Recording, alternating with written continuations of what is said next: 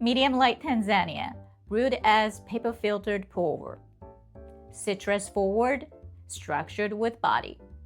The plate, Fruit Tart, with pastry cream and pear, strawberries, blueberries, kiwi. Pronounced but round body lands first, with a clear citrus note threading through. Strawberry's acidity comes forward, softened by the glaze. Then, ripe peach sweet aroma kicks in while the custard ties fruit and crust together. The cup now settles into a creamy weight, with gentle acidity from strawberry and coffee lingering at the finish. At the base, crisp, buttery crust. Sweet, toasty, crumbly. Over that, a thin layer of light cake, then custard cream. Smooth and rich, giving the tart its core. Together, crust and cream are the foundation of this dessert. The star of the show is fruit. Here I can see strawberry, pear, kiwi, peach, pink grapefruit, blueberry. But choice shift with season. Ripe fruit brings color, freshness, and vivid flavor that makes the tart shine. Each piece is brushed with thin glaze, holding fruit in place, keeping the color bright, and softening the edges just a little bit. But here's the challenge. With so many possible variations, pairing the right coffee isn't obvious. That's where the choice becomes more deliberate. Tanzania brings together two things I want for this pairing: fruit character and weight.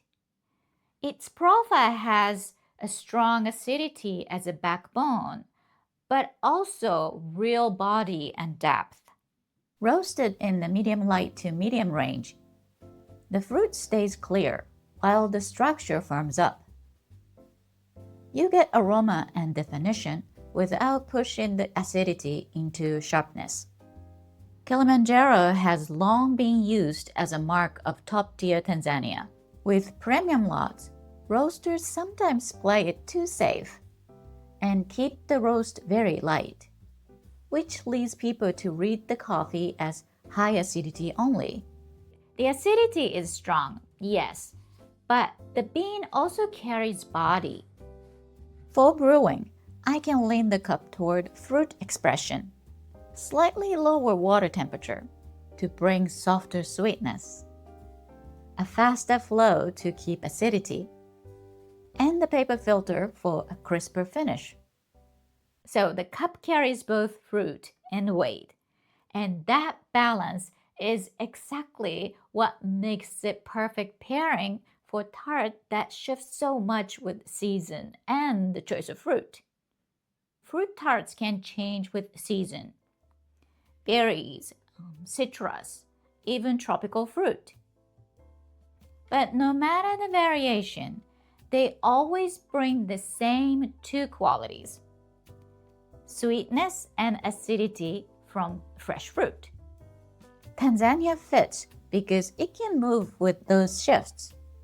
Some lots lean citrus, others lean berry.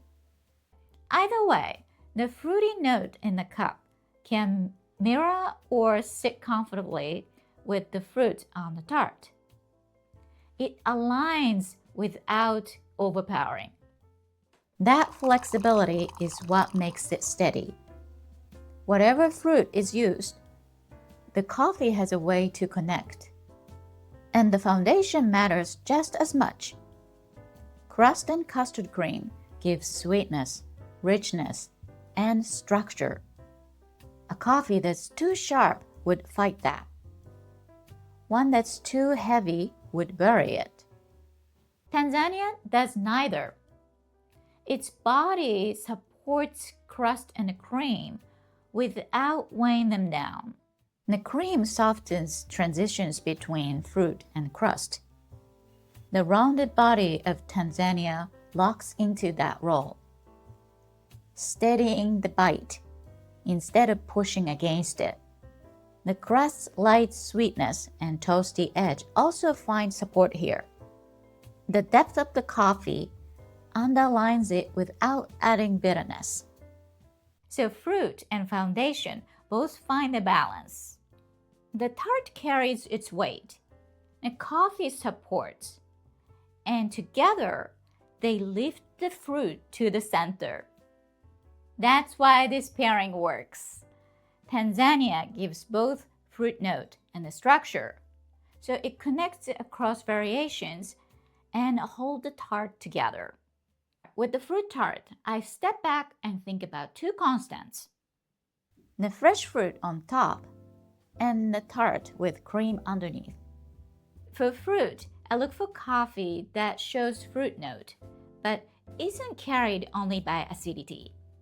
When the acidity stays behind body and aroma, it blends with the fruit instead of competing with it. For the tart, presence matters. Light coffee can fade away. Bitterness works with cream, but when it comes in too strong, it takes attention away from the fresh fruit. What works here is that body is strong enough to hold, but still lets the fruit stay at the center. The reason it works is simple. The coffee carries both foundation and fruit, while still letting the fruit take the spotlight.